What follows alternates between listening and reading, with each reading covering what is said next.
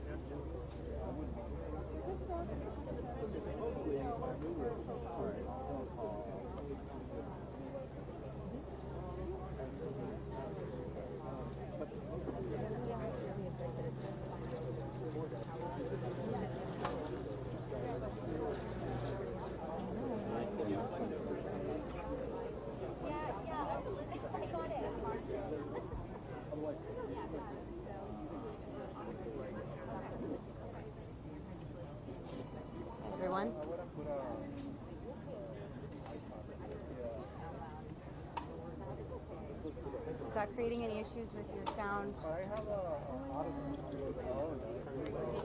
Any feedback or anything? We're okay with that? I wouldn't know until I saw it.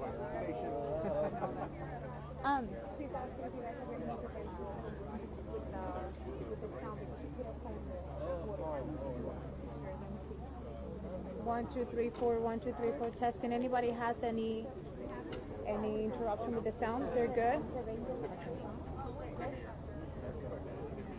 Hello, everyone. Well, I bought it because I wanted.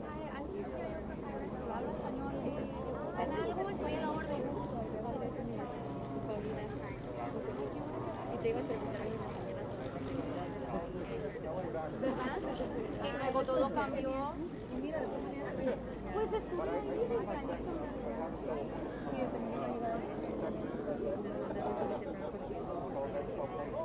pero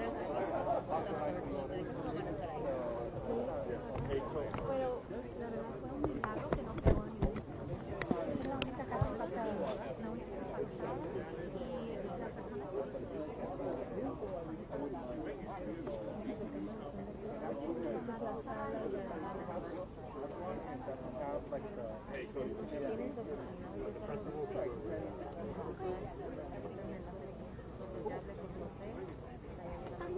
Sí, claro. Voy a estar para la conferencia de prensa, voy a estar aquí en vivo. Sí, también. Entonces después. ¿Está bien? Y bueno, si no, si me dejan privado, lo que pasa es que todos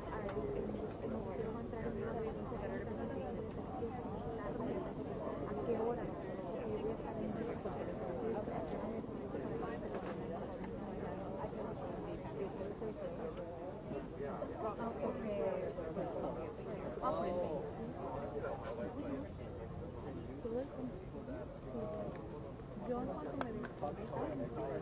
Mic check, check 1, 2. Ladies, and gentlemen, and. Sure is a big place. It's got out here. Getting a little echo there. How's it going? Okay, check. Is it good? We're good? I'm good. All right, do more. Ready, check 1. This is a mic check for Jenny. Check 1, 2, 3, 4, 5, 6, 7, 8, 9, 10. Check. We're good. We good? You good? Okay. Are we good? You good? All right.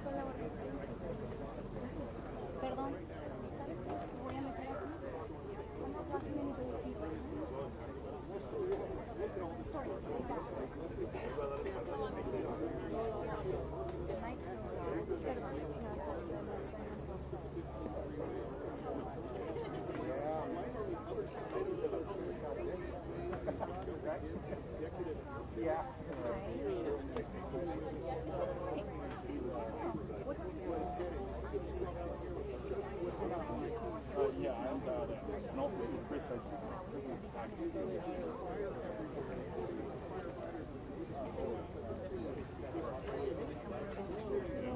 Oh, Jose, just so you know, I did put a camera here. It's on record. I don't know if it would create feedback with this, though. It should be fine.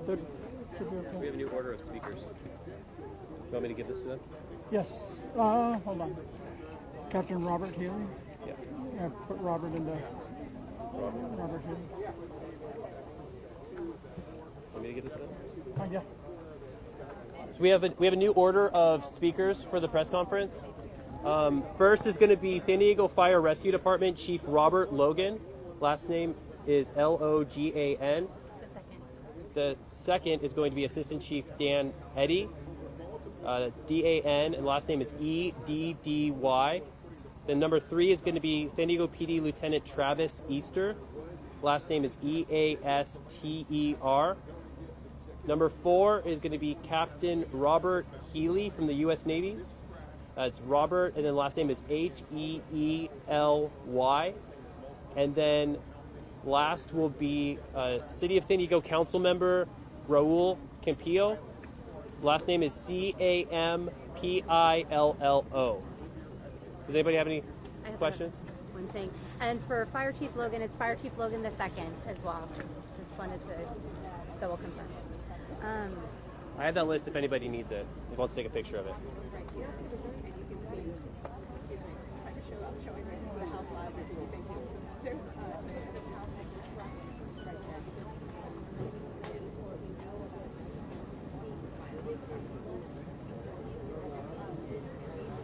Anybody else want that? Estamos. You guys good? Everybody good?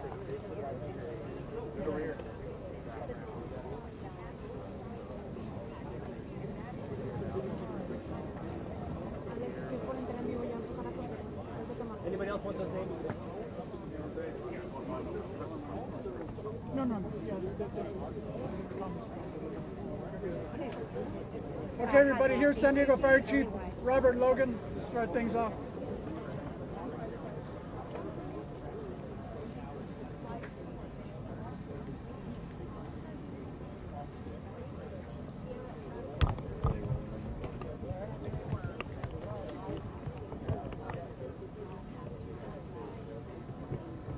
Thank you.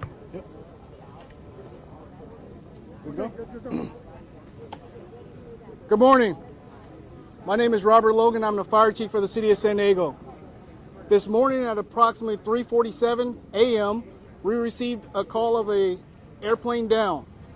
At that time, we responded our units with the priority of rescue, saving lives, and preserving property. Next, I'm going to have my Assistant Chief, Dan Eddy, come up and explain the operations that took place moving forward from that point. Morning, everyone. Crews arrived on scene just after 3:47, about 3:55 this morning. What they found was behind you, the scene that you see behind me right now. We had a plane that had come through this neighborhood, taken out one home. We had one home on fire, multiple cars on fire going down the street. We initiated what's called an Alert 5, which is an upgraded for a plane off the runway. We started the Alert 5, followed that with a second alarm to ensure we had all the units here. It's 3:45 in the morning. Our worry was the fact that people are home, people are living in their houses, and we want to ensure that we had all that done. We started initiating the fire attack while at the same time going inside each structure behind us and ensuring that they were cleared out and we had no one inside those structures. Once we had an all clear on those structures, we focused more back into the street on the cars that were on fire, because for us, our main concern is ensuring that we get the citizens out and get those rescues complete. Crews did a great job working with San Diego PD to start evacuating the neighborhood and with the military to ensure that we are doing the right things to work with the military on that. Great coordination by all. We were able to get knocked down on the fire, start to work through and start to do secondary searches of the houses behind us and ensuring that everyone was out of those areas. We started an evacuation area to the north of us to one of the elementary schools and started to ensure that we had everyone out of those homes. After that was done, we started our recovery effort, which you see behind us. We're holding the scene for FAA and TSB to ensure that they can get the investigation done and no evidence is tampered with or moved at all. Once that is complete and their investigation is done, then we'll start moving back through and working with the military and San Diego PD to clear out the neighborhood and ensure that everything is complete. I'm going to pass it over to San Diego PD right now, Lieutenant Easter. Hello. We received the phone call or the incident, and our officers, we responded and conducted evacuations in this area. Right now, this is still an active scene. So roads are closed. If you're looking for updates, monitor our social media accounts, X, Facebook, Instagram. We will continue to provide updates on road closures and the conditions as this incident continues. On that note, I'm going to pass it on to Captain Robert Healy. Spell your name, sir, before you go, please. Easter, like the holiday. Hey, good morning. Captain Bob Healy, Naval Base San Diego Commanding Officer. Our primary objective remains the safety and security of our military families who live here in this neighborhood. Over the last couple hours, we've been able to connect with them to make sure that they are taken care of, and most of them have gone down to Miller Elementary, which is our evacuation site. Very pleased with the community response, in addition to the city and local officials, to provide all of the services that they need. Primarily, our job is to get them back into their homes as soon as possible. And we're working with Liberty Military Housing, who oversees this complex, to do just that. Hopefully, we expect people outside of this general area to get in by tonight. And then certainly this area will be down for some time based on NTSB investigation. We have continued to communicate through our Family Information Call Center at 844-523-2025. Liberty Military Housing has also released red flag messages to the families so they have the latest and greatest information. The base continues to message via our internal communication system as well as social media. Again, just want to thank the local community for supporting the military families and everyone for all that you've done. With that, I want to turn it over to Councilmember Campillo. Good morning, everyone. My name is Raul Campillo. I represent City Council District 7, which includes the Tierra Santa neighborhood and Murphy Canyon neighborhood. San Diego is home to one of the largest installments of United States military active service members and veterans. And in this particular neighborhood, we had dozens of active duty families that are suffering, that suffered some injuries, and their homes have been destroyed. But the city of San Diego, our employees, along with the military and the school district, have been well coordinated from the early morning until now, and we will be throughout the rest of this tragedy. With the very sad loss of life from the plane, we know that there was many miracles and many heroic actions from our police department, from our firefighters, and the military members themselves. I heard stories over at the school just near us about military families helping military families out of their home, jumping out of windows, avoiding fire. These are families that San Diego values, we're proud of, and we're going to continue to support these military families who are from all over the country but live right here in San Diego. As you can see, the damage behind us is incredibly significant, was life-threatening, and thank God nobody on the ground was killed. We're going to continue to support them through our City of San Diego personnel, our first responders, and I really encourage people to donate, to call in to our offices at City Council, the Mayor's office, to find out how to volunteer and help in ways like that. These people are going to be recovering for a long, long time, and the City of San Diego is going to be here to support them. Thank you for being here, and I know we're going to take some questions. Okay, yeah, just a few questions. You had a question regarding the recent tweet from the San Diego Police Department. It says that there are 2 dead now and 8 injured. Can you confirm that? And are the 2 dead from the plane? So that is what we have at this time. That's what we release. And yes, that's why we put that out. So that can be confirmed at this time. That is the latest update. There will be a press release that will come out later on with that information as well.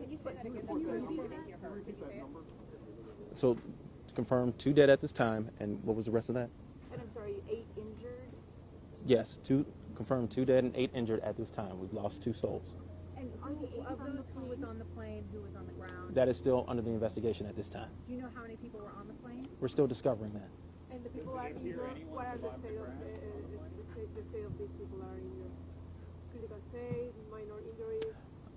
Right now, they're still being evaluated. I can step in on that. Oh, okay. Thank you. On the injuries that we had the 2 confirmed fatalities right now. We do have 6 that were injured. 1 was transported of the 6. The other 5 had minor injuries, were treated on scene and released on their own. So right now, that's what we have right now. The investigation is behind me on the fatalities is still going through. Were all the deaths on the plane? At this time, we don't know because we still have to identify who we have on the fatalities right now. But on the plane itself, that's what we'll do. That's why NTSB is here, working with other federal agencies to identify who's on the plane. Some of the injuries were people that were on the ground. All the injuries that we treated were people that were treated at the evacuation center. There was no one transported from scene. I can tell you this, the military families did a phenomenal job as firefighters were getting on scene to help one another, get people out of houses and going. I cannot commend them enough for what they did on scene. For us on scene, we did not transport anyone off the scene. Everything was done at the evacuation centers for any of the medical needs that were done. Can I just clarify? 1 person was transported. Minor injuries was transported from the evacuation center. So, sorry, can I just clarify on the numbers real quick? Because we have, like you said, 2 dead, and then there's been varying numbers with the injured. So Yeah. if I understand it, 5 people were taken for smoke inhalation to the hospital, and then we have someone who was injured climbing out of a window. So that would be 6, and then 2 people treated for very minor injuries at the scene. So that would make it 8. Is that correct? Yes, I'm sorry. It is 8 total. I was thinking 8 in my mind of the 2 fatalities that were in there with the other one. So yes, it is 8 total on there. Sir, for those of us that are out of town, can you explain to us a little bit about the community here? Is this temporary housing for the military families, or is this permanent housing for them? So this is permanent. Yeah, if you want to say what they are. Yeah, great question. So this is a military family housing neighborhood, and we have over about 2,300 family homes that are here in San Diego, and they work at various installations around the Metro San Diego region. Well, they are here as long as they're stationed here in the San Diego area, so it could be a year to many years. Can we get confirmation on those numbers again? Like, Yes, how accurate and how it is, because Yeah. things got mixed up. So So how about this? What number did you just say right there? Well, I don't want to. Yeah, I know. That's what I'm saying. That's okay. All right. So we had 8 injured and we had 2 fatalities is where we're currently at right now. So 8 injured, 2 fatalities. One of those injuries was transported. That's our current numbers. We're still assessing. Our main goal as the fire department, especially with the evacuation center, as people who moved here, it could be hours later that people start feeling symptoms or start feeling what they're doing. So we have EMS teams with them the entire time. So that number could change as the day goes on too. There could have been something in the last 2 minutes as I walked up here. But in this current point right now, what we're going to do is follow those individuals that have been evacuated and make sure that everybody's okay throughout the whole thing. NTSB here? Do you know? The NTSB, I believe, is en route right now. FAA is currently investigating behind us right now as they're walking through the scene. How many homes were destroyed? How many homes were actually destroyed? So the one permanently destroyed is this one right here behind us. We have damage to multiple homes down to the west of us on the street. That damage will be assessed. Our main concern on that damage, I don't know the full extent of the damage because our job is to preserve the scene so NTSB can come in and do the investigation. We removed everybody from the scene, blocked it off right now. We will have better numbers on the full damage of homes after NTSB comes in and starts doing their investigation. It is just this block right now, but we have a large debris field that covers multiple streets. There was dense fog this morning. What do we know? There's a clipped power line that's being reported. What do we know as this plane was making landing toward Montgomery? So as I came in this morning, when I came in this morning at about 4 o'clock, there was very dense fog as we came in. And some of the individuals are here were the same time. It was dense fog throughout the whole plateau that we had up here. We do have a clipped power line behind us. NTSB and FAA are looking into that to see if that was part of the problem as it came in. They will have a better understanding of that as they do the investigation. Where are the military families going to be staying in the meantime? I know that you guys had mentioned they might be able to come back as early as today, but where are they going to be staying, especially in this destroyed home? Yeah, we are actively working with all military families affected, specifically within this region, because they may be out of their homes for a while. So we're actively collaborating with Liberty Military Housing, as well as the Red Cross and others down at Miller Elementary to put them in proper lodging overnight. So that may be hotels. Some of them have chosen to stay with family and friends, so there's a lot of different options. But we will ensure that they have proper lodging tonight and all the support they need. And the Navy will be putting that bill for them, or Liberty Housing? We will properly care for them. Yes, ma'am. Is this Navy-owned property, or is that correct to say? No, it's San Diego jurisdiction here. Okay, but it's Navy-owned housing. Correct. Yeah. And you learned about the airplane. There was a lot of talk. It was from the Midwest. Can you share what you've learned about the plane itself and possibly the people aboard? No, all we had was that it was launched out of the Midwest and was here for San Diego. The FAA or NTSB might have more factual information. I don't have a wing number or any of those other things that are on there. What we know is it was launched from the Midwest, was en route to here, and then we got the call at 3:45 in the morning. How many was Montgomery Field closed at that time? I mean, Air Tower controlled? Air Tower was controlled, but they have the ability to come in with it being closed by being able to radio in and open up the lights on the runway. How many report that the weather system was not working, and the air traffic control told the pilot coming in that it wasn't working. Have you heard that? Do you know anything about that? I know nothing about that. I know the rescue side of it, and we came through. Hopefully FAA or NTSB will have that answer for you. Do you believe that anybody on the plane survived?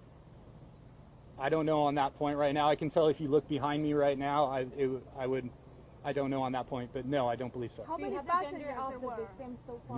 No, I don't. How many of the injured are from this house? Any of the injured are from this house behind. I can't really say if they're injured from this house behind. I have to keep that private. Were all of the homes occupied? I believe all the homes were occupied. We did searches of every single home as we came through.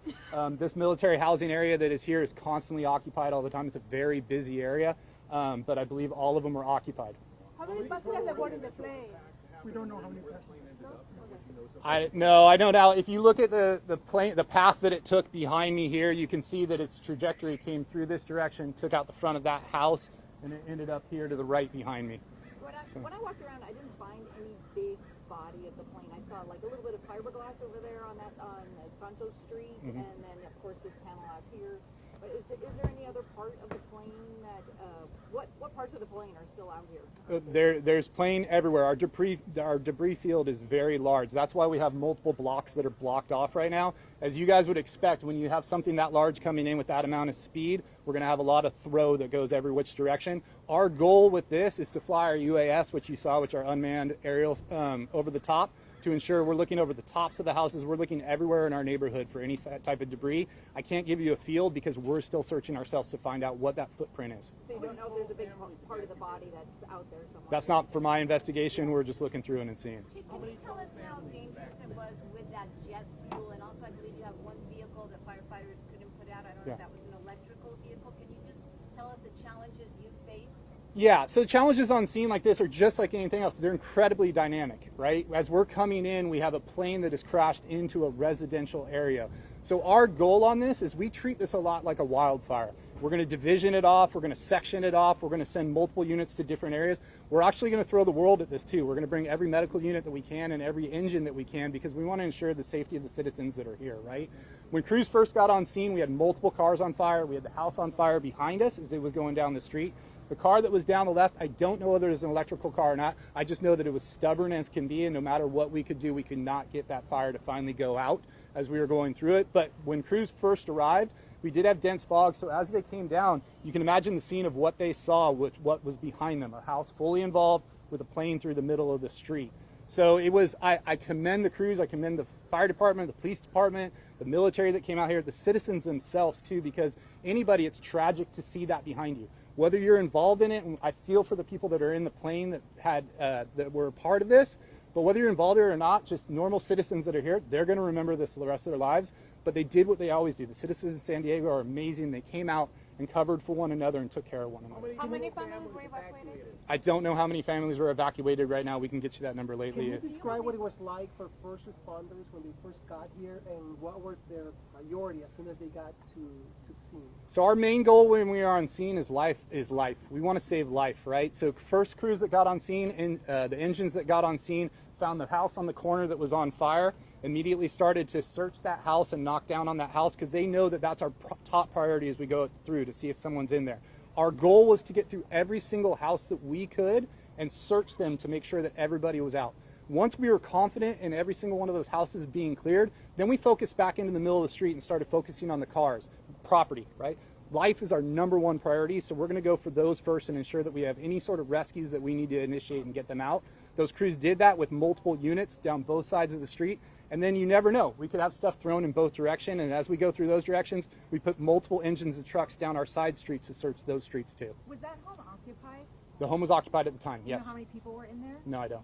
And what happened? And what did you hear about how they got out? So what I heard is just like anything. It was, for me, it's a little bit of a miracle, right? A plane hits your house. I don't know exactly how they got out, but I do know that neighbors helped them get out, and that's the beauty of what I love in this neighborhood too. And military looking out for one another. They did exactly what they did to try to help each other.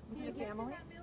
I believe so. And that this is a military community. Yeah. How crucial is the fact that they're trained for emergencies, they're trained for complicated things? Do you think that played a role in making sure that they were helping each other and making sure that everybody was safe? I think it absolutely does. I think any sort of that background that you have behind you, right, to help you stay calm in a stressful situation, just like the military, just like San Diego PD or any other public safety that's out there, I think it helped. And so as we came into this neighborhood, you could see that. You could see the love for one another in this neighborhood. When you say it was a family, do you know if there were children in this home? No, I don't. Can you confirm the time of the impact again? We got the first call at 3:47 a.m. is when the first call came into our dispatch center. I have two questions. Does it appear that the plane hit the house actually or clipped it? Or No, that'll be for NTSB to decide when they get here and see if it actually hit the house or not. That's not for us to investigate on it. When my crews first got on scene, they did a great job to just attack the fire and get after it. And did you guys see when you were on scene that the jet fuel, was it in flames just rolling down the street as the cars ignited? I can tell you when I got on scene, you could see about 40 feet to 50 feet ahead of you. So if it's rolling down the street, I don't know whether it was rolling down the street. What I do know is when I got here, I saw multiple cars on fire, and that area was just getting knocked down by our crews. Is there any timetable of when we could hear from the FAA? Because we've been here since early this morning, and we heard that they would come and speak with us sometime soon, but now we're in our third press briefing, and we still haven't heard from them. I don't, not for me to say, I don't know. I do tell you this much behind me that they are investigating behind, and I will try to get someone back here. We'll work with our PIO to get someone back here for you. When do you think it would be safe for people to come back given the strong smell? We did have a clipped power line off our main line out there. We still have good power from SDG&E has assured us that we still have proper power running through the area through here, but yes, it was a main line that was hit. Approximately how many houses were evacuated? Just a number? I don't know. I don't know on that side. It was multiple. We evacuated everything south of here. Every single house south was evacuated. 2 blocks west was evacuated all the way to the 15, and 1 block north was evacuated to us. For us, we wanted to make sure that we had everybody out, so if anything did start to grow or anything changed, that everybody was out of their houses. Someone described it like a movie when they arrived. Can you kind of give us a description of what it felt like, smelled like? It's not Hollywood. You smell this? You smell this right behind me right now? What you smell right now of that burning, that's what you're coming into. You smell that off-gassing as it's coming here with the sun and everything starting to push up. It's, for us, for public safety, we're used to that smell, right? We're used to those types of things that are out there. For the public, I'm sure it was. If you only look 50 feet behind me, your mind would start thinking of things anyway. So imagine that when it was actually occurring. Yes, it was chaotic. This is not the first time that we have a plane crash. Compared to the other ones that had been more to eastward, and this being in a community, I mean, how do you rank it? You know? I can't rank. I won't rank anything. What I will say is the amount of incredible work that is done by first responders that come out here, whether it be a plane that's out in the middle of nowhere, whether we have brush fires or anything else. I can't rank a plane crash because to me that's my heart couldn't let me do that, right? Type thing. What I do know is that when we came out of here, the best outcome that we had for individuals that are on the ground, I feel for the family that is in that plane and what they're going through right now. I can only imagine that. But on the ground itself and the individuals here in military housing, we had one of the best outcomes that I could possibly say that came from this, because when I was coming on scene, I did not expect that same outcome as I got here. Okay, guys, that's going to be enough. We're going to provide more information electronically. We don't have another media briefing planned yet, but we'll let you guys know. But like I said, we'll provide more information electronically as it develops. We can't speak for FAA. We can't speak for NTSB. I'm sure they have their own public affairs officers that you can reach out to. But again, we'll let you guys know. That's one of the reasons why it's evacuated, to keep people away from the smells and whatever hazardous issues there may be here. So it'll, as the chief mentioned, it'll be evacuated and cordoned off for quite a while. So again, we'll release information electronically. Thank you.